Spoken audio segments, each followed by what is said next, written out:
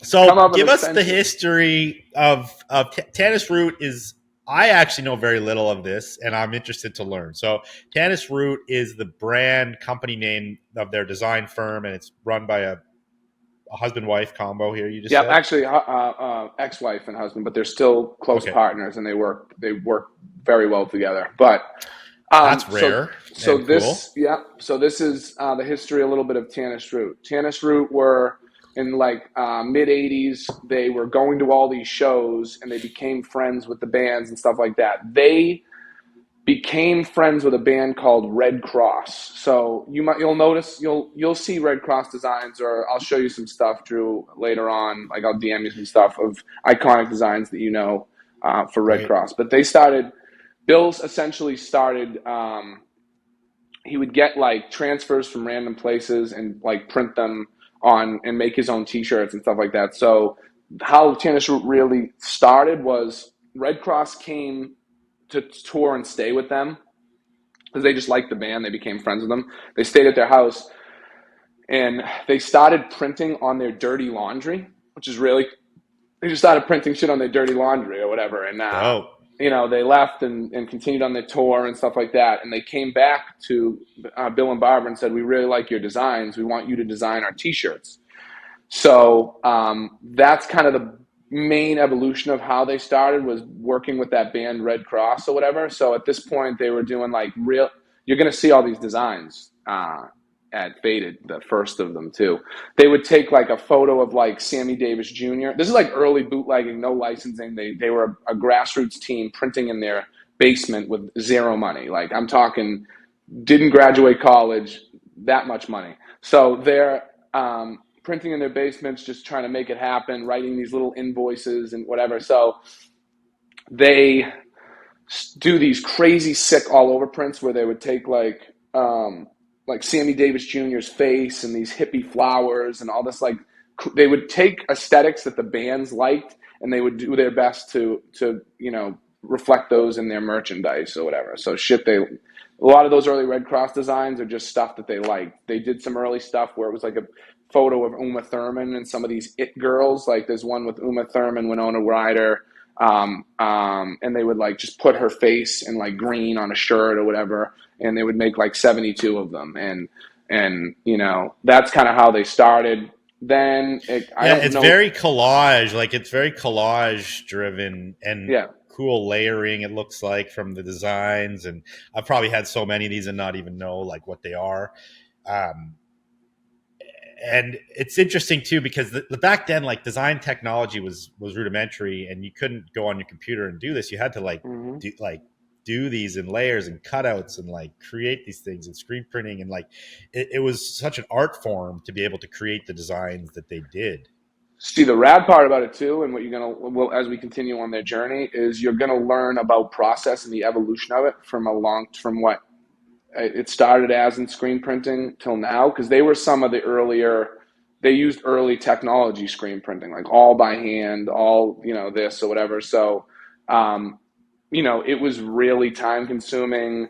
They were three members, or I think three members at this point, because after Tannis Roots, the initial, so they got the name too, by the way. I'll backtrack and kind of go all over the place from Rosemary's Baby. So that's where it comes from. And that's where the name of our exhibit is Sorry You'll Get Used to the Smell, which talks about the reason why that is. It's a line from the movie, but it's also an homage to printing in their basement and the fucking chemicals and dealing with the stuff at like an early thing, whatever. So they start doing that.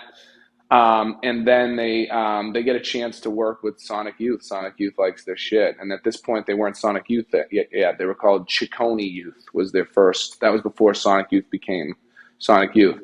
So Barbara and Bill are Didn't know telling that. me about. I think Barbara and Bill liked me because they saw a little bit of themselves in me, where like they were just like, holy shit, dude.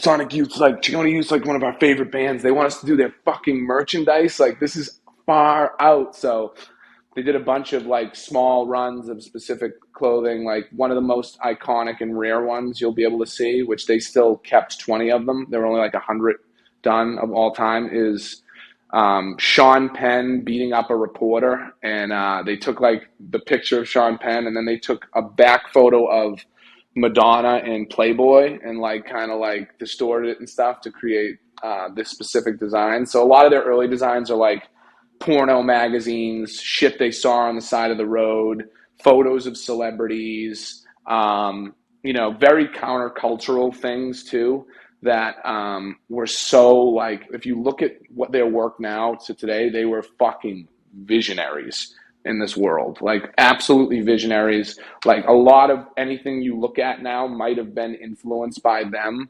from modern day screen printing artists and stuff like them. Don Rock is another really another name that a lot of folks need to realize, like kind of inspired a lot of what you guys see on modern t-shirts and stuff like that. So this happens, the timeline continues. They start working with Mud Honey. They start working with Hole. They designed, this is the far out thing.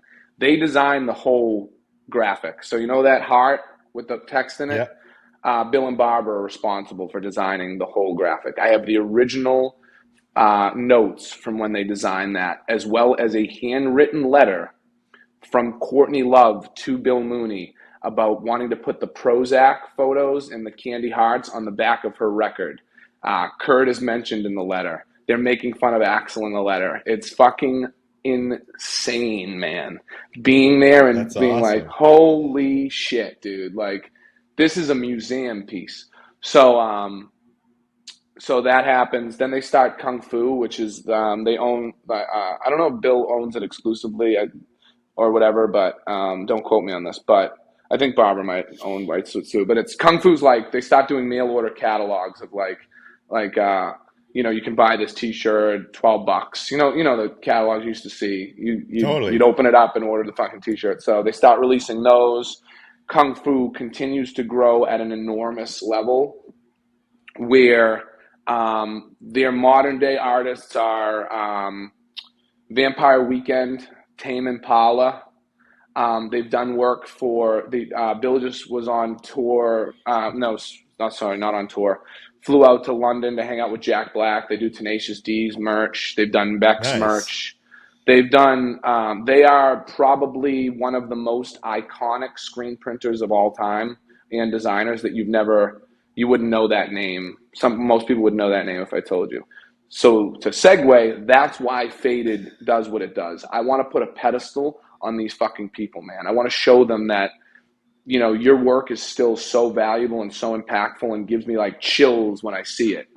And a lot of people feel the same way as I do. So, and they were the nicest, most humblest, most respectful, most amazing human beings I've ever had the opportunity to spend time with. It was a surreal moment in my life, man, for the last 3 days.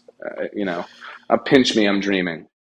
If you like that clip, all you got to do is click right here and tune into the full Vintage and Stuff podcast episode.